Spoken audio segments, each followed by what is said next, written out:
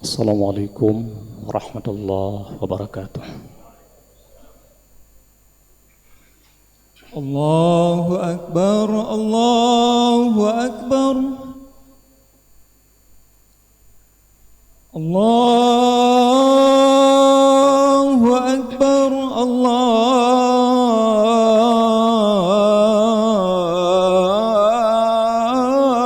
Akbar.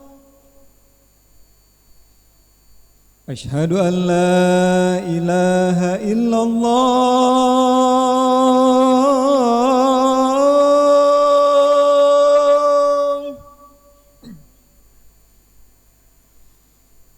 Asyhadu an la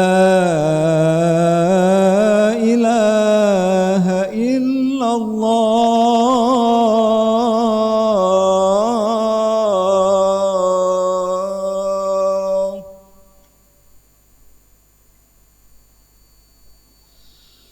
Asyhadu anna Muhammadar Rasulullah.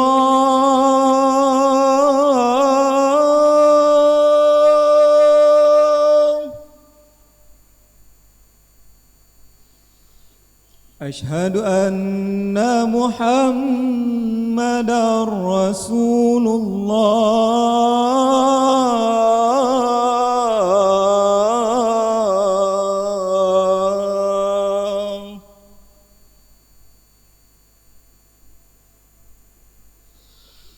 Hayya 'alas salah.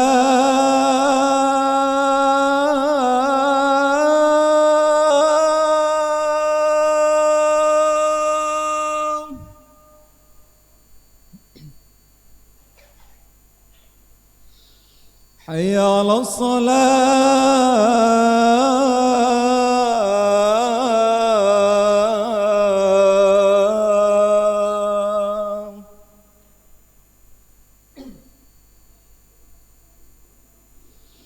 Hayya 'alal falah.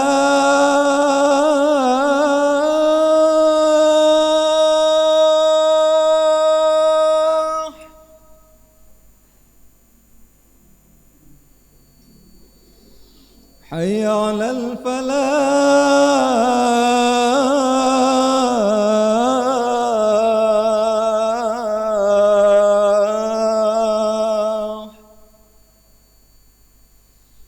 Allahu Akbar, Allahu Akbar.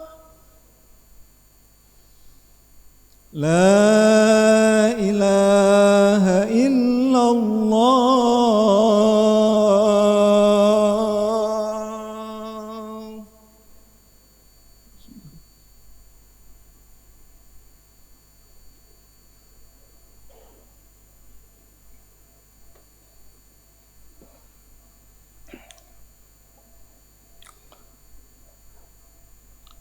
Alhamdulillahi rabbil alamin. Asyhadu an la ilaha illallah wahdahu la syarika lah. Wa asyhadu anna Muhammadan abduhu rasulullah. Allahumma salli wa sallim ala sayyidina wa maulana Muhammadir rasulillah wa ala alihi wa ashabihi wa mawalah, amma ba'd. Ayyuhan nas, usikum wa nafsi bitaqwallahi wa ta'atihi la'allakum tuflihun. Wa qala Allah subhanahu wa ta'ala fi kitabih: A'udzu billahi minasy syaithanir rajim. Bismillahirrahmanirrahim. Wa jazaa'u sayyi'atin sayyi'atun misluha faman 'afa wa aslaha fa ajruhu 'ala Allah innahu la yuhibbudz zalimin. Shadaqallahul azim. Wa balagha rasuluhun nabiyul karim wa nahnu 'ala dzalika minasy syahidin wa syakirin walhamdulillahi rabbil alamin. Puji syukur kita kepada Allah Subhanahu wa Ta'ala yang senantiasa mencurahkan rahmat dan juga nikmat-Nya kepada kita semua, sehingga pada hari yang berbahagia ini masih mempunyai kesempatan, masih diberikan kesehatan untuk dapat beribadah kepadanya. Berikutnya rahmat dan sejahtera kepada baginda Muhammad sallallahu alaihi wasallam, keluarga dan juga sahabat beliau sekalian. Hadirin kaum muslimin jamaah salat Jumat yang dirahmati Allah Subhanahu wa taala. Yang menjadi pembahasan sebagai wasiat bittaqwa pada Jumat yang berbahagia ini adalah konsep maaf memaafkan dalam perspektif Al-Quranul Karim. Di dalam kehidupan keseharian, hubungan kita antara satu individu dengan individu yang lain, atau antara individu dengan kelompok, atau hubungan kelompok dengan kelompok lainnya, tentunya tidak luput dari yang namanya kesilapan atau namanya kesalahan, bahkan sampai kepada kejahatan. Kesilapan, kesalahan, kejahatan jika disimpan di dalam hati, tersimpan di dalam jiwa, itu bisa merusak kehidupan, menghambat kebaikan dan juga menghambat kebahagiaan. Untuk itu perlu diselesaikan, dan salah satu cara untuk menyelesaikan sebuah kesilapan, sebuah kesalahan, atau bahkan kejahatan adalah dengan memaafkan. Lalu yang menjadi pertanyaan, mahwa ta'rif al-'afw? Apa sebenarnya definisi maaf memaafkan itu? Kalau kita buka literatur Arab ataupun kitab-kitab, kita menemukan beberapa definisi atau pengertian al-'afwu ataupun maaf memaafkan. Sebagian ulama mengatakan al-'afwu at-tajawuz anidz-dzambi wa tarkul 'iqab. Al-'afwu artinya kemaafan adalah melewati dosa dan tidak memberlakukan sanksi. Sementara Al-Baydawi, beliau berpendapat al-'afwu tarku 'uqubatil muznib. Al-'afwu atau kemaafan adalah tidak memberlakukan sanksi kepada para pelaku. Kalau disimpulkan dari dua pengertian itu, maka kemaafan itu dapat diterjemahkan atau dimaknai adalah menghapuskan ataupun menghilangkan. Apa yang dihapuskan dan apa yang dihilangkan. Menghapuskan kesilapan orang lain yang telah dilakukan terhadap kita. Menghilangkan dan menghapuskan kesalahan orang lain yang telah dilakukan kepada kita. Dan juga menghilangkan dan menghapuskan kejahatan yang telah dilakukan orang lain kepada kita. Lalu bagaimana Al-Quran melihat kemaafan itu? Kalau kita buka Al-Quran misalnya, ditemukan paling sedikit ada 35 kali disebutkan kata kemaafan di dalam Al-Quran di 11 surah.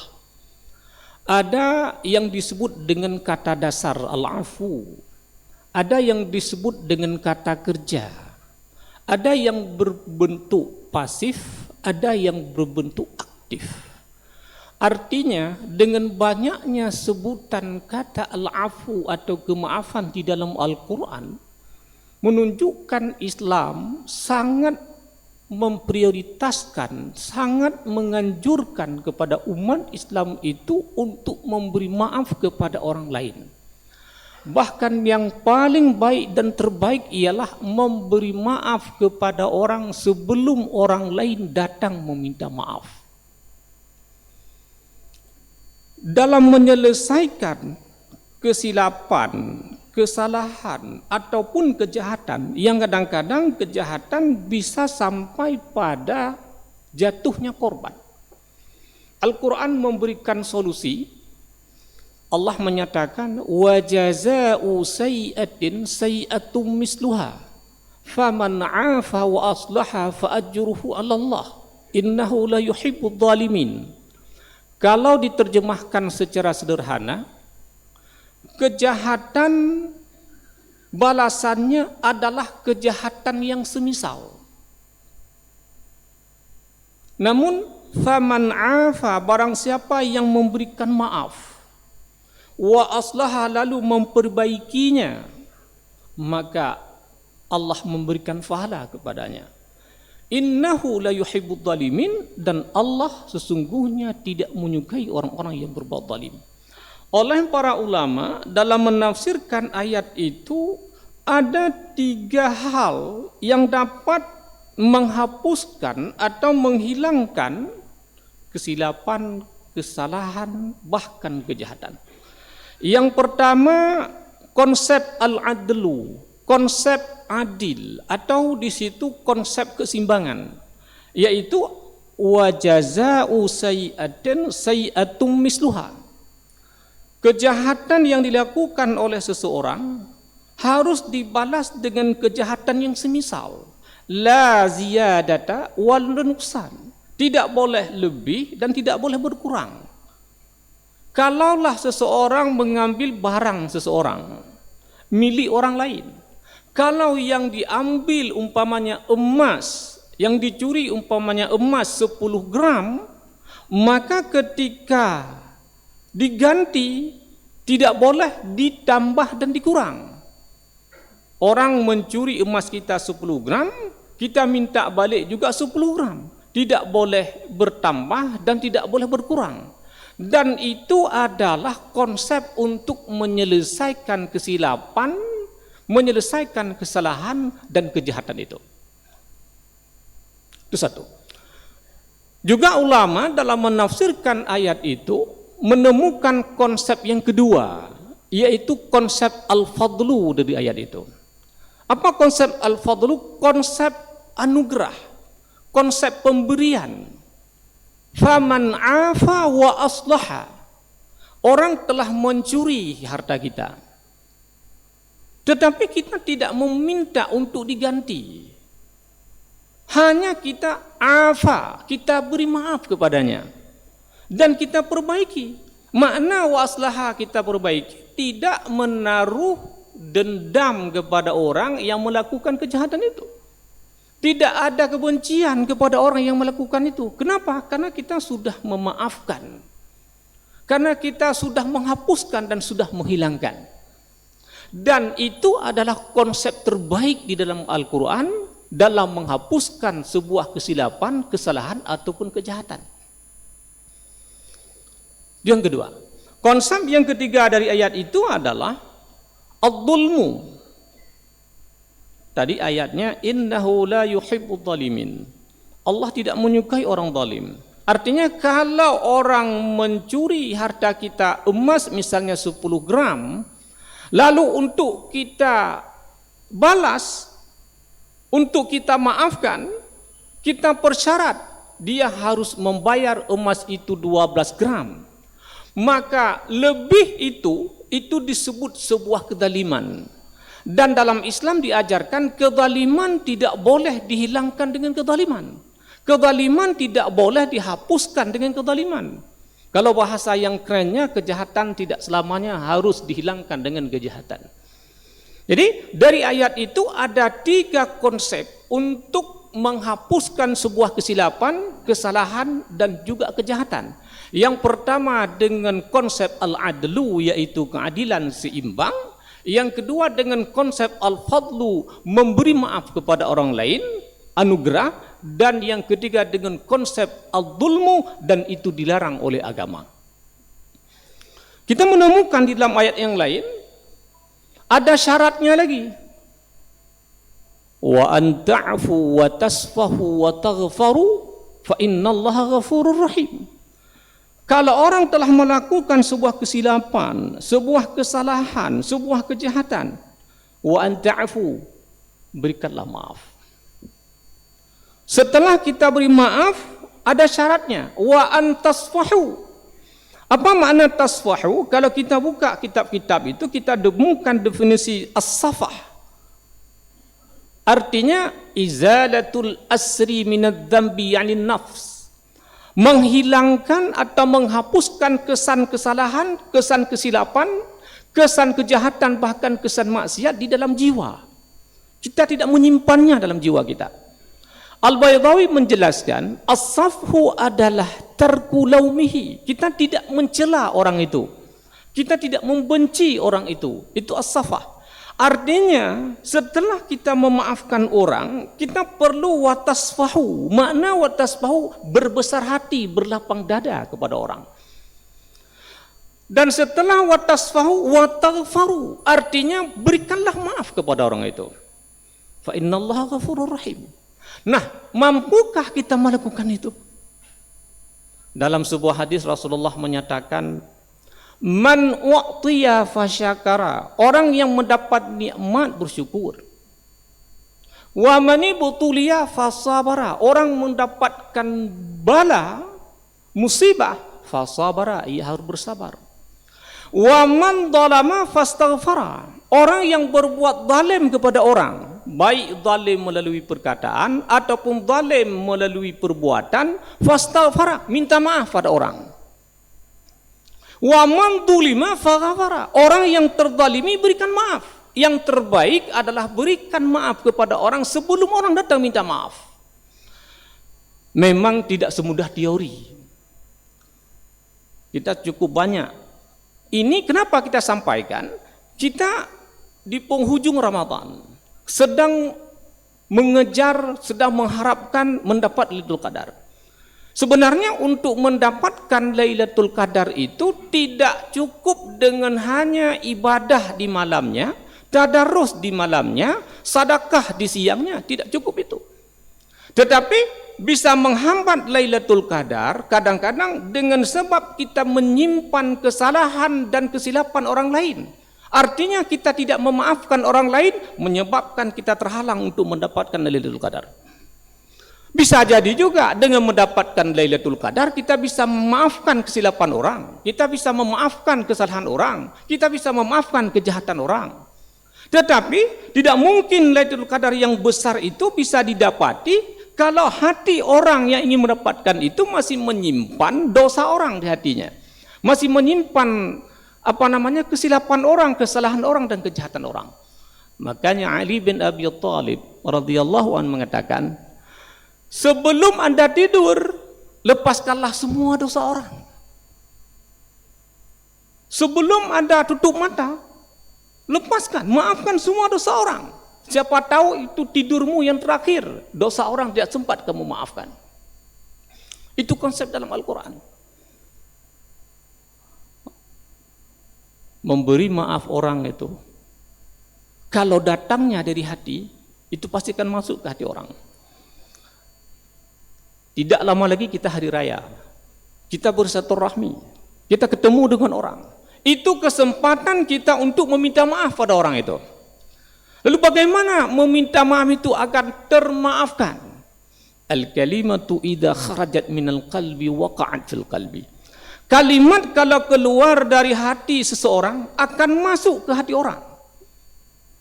Kalau sekedar bertemu menjabat tangan kemudian minta maaf, kalau tidak keluar daripada hati yang bersih, belum tentu kemaafan itu dapat termaafkan. Belum tentu dapat menghapuskan kesilapan. Belum tentu dapat menghapuskan kesalahan. Hasan Al-Basri mengatakan, afdalu akhlaqil mu'min al-afu.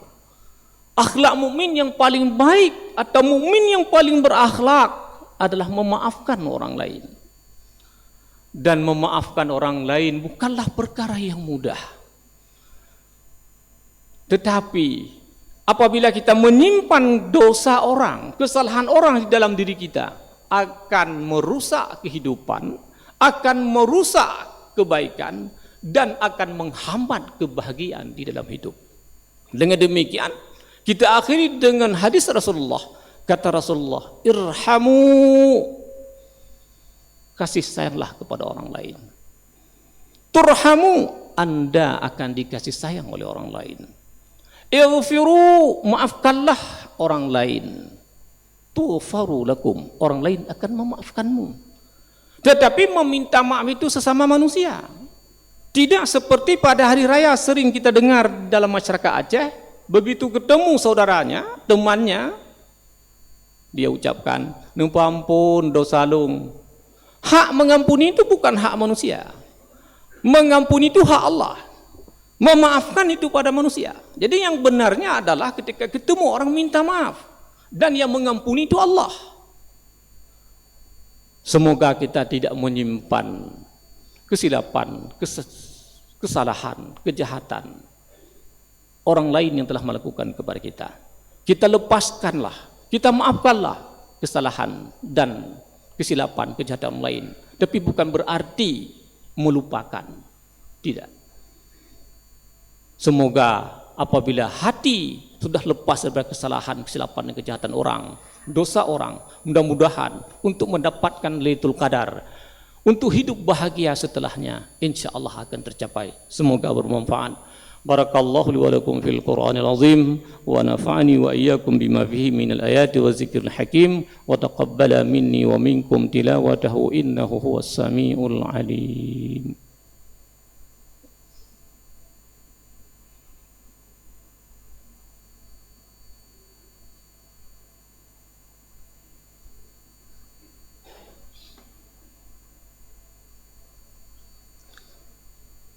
Alhamdulillahi Rabbil Alamin. Asyhadu an la ilaha illallah wahdahu la syarikalah. Wa asyhadu anna Muhammadan abduhu rasulullah. Allahumma salli wa sallim ala sayyidina wa maulana Muhammad wa ala alihi wa ashabihi ajma'in, amma ba'd. Ayyuhan nas, usikum wa iyaya bitaqwallah. وسارعوا إلى مغفرة من ربكم وجنة أرضها السماوات والأرض أعدت للمتقين إن الله وملائكته يصلون على النبي يا أيها الذين آمنوا صلوا عليه وسلموا تسليما اللهم اغفر للمسلمين والمسلمات والمؤمنين والمؤمنات الأحياء منهم والأموات برحمتك يا أرحم الراحمين ربنا ظلمنا أنفسنا وإن لم تغفر لنا لنكونن من الخاسرين ربنا آتنا في الدنيا حسنة وفي الآخرة حسنة وقنا عذاب النار عباد الله ولذكر الله أكبر أقيم الصلاة.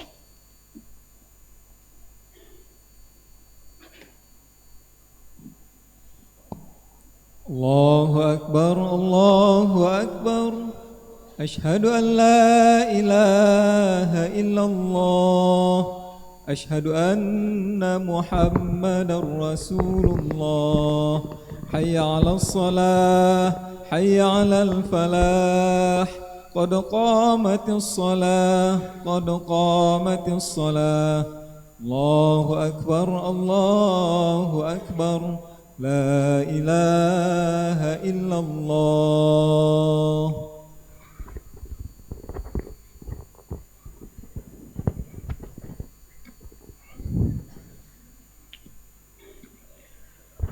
Istaqimu wa'tadilu, luruskan saf, rapat dan rapi.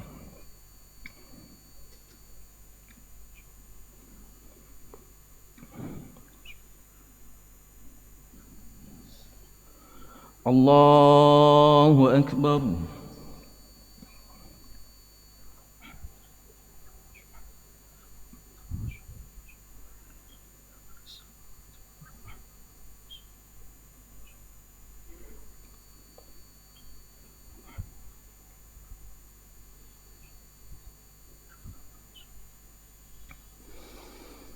بسم الله الرحمن الرحيم الحمد لله رب العالمين الرحمن الرحيم مالك يوم الدين إياك نعبد وإياك نستعين اهدنا الصراط المستقيم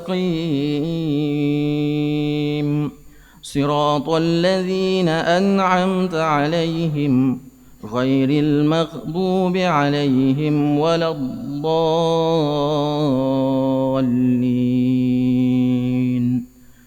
آمين.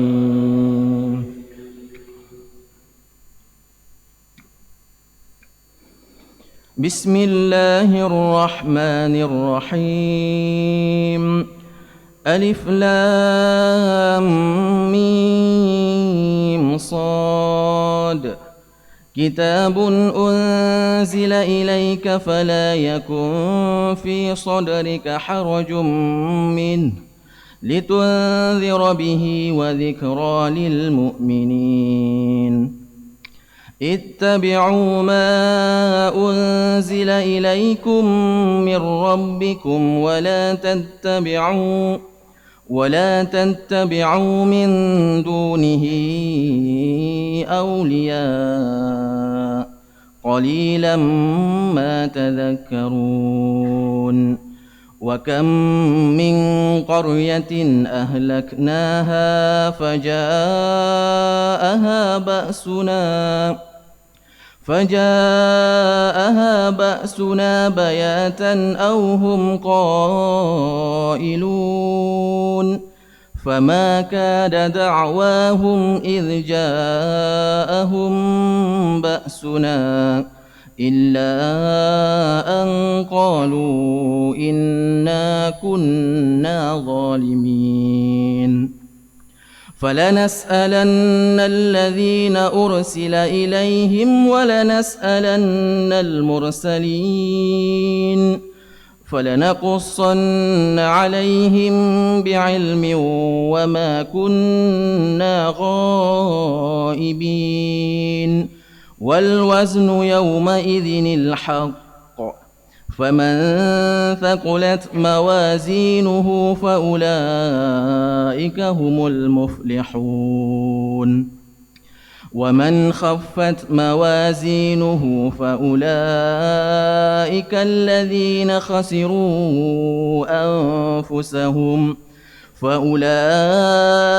الذين خسروا أنفسهم بما كانوا بآياتنا يظلمون ولقد مكناكم في الأرض وجعلنا لكم فيها معايش قليلا ما تشكرون. الله أكبر.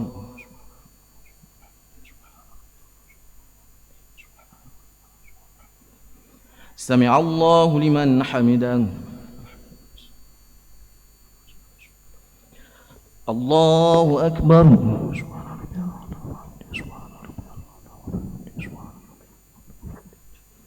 الله أكبر.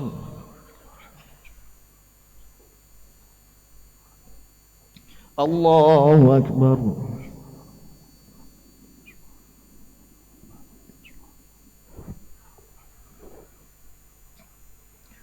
الله أكبر. بسم الله الرحمن الرحيم الحمد لله رب العالمين الرحمن الرحيم مالك يوم الدين إياك نعبد وإياك نستعين اهدنا الصراط المستقيم صراط الذين أنعمت عليهم غير المغضوب عليهم ولا الضالين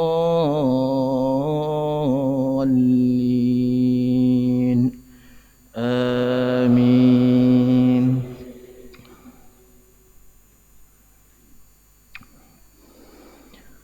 ولقد خلقناكم ثم صورناكم ثم قلنا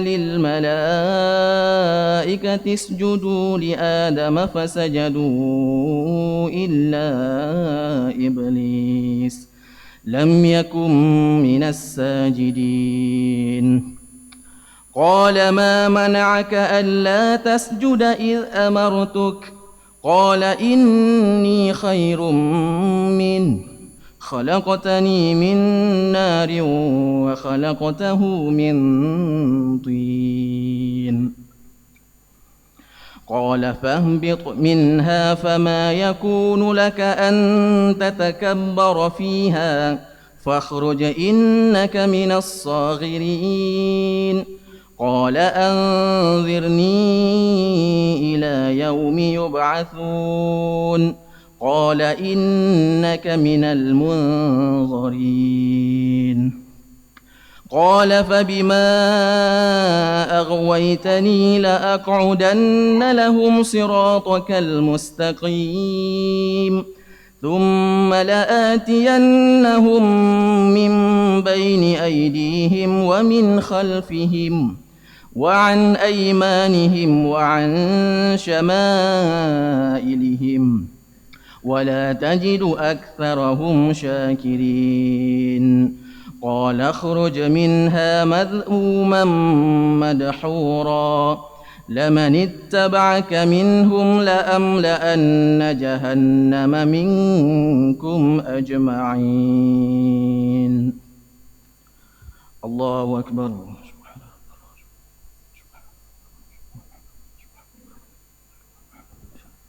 سمع الله لمن حمده.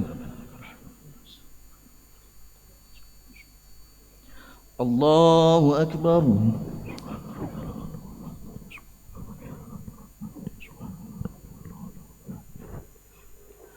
الله أكبر.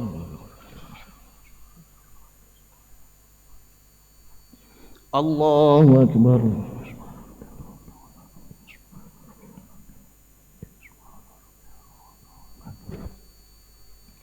الله أكبر.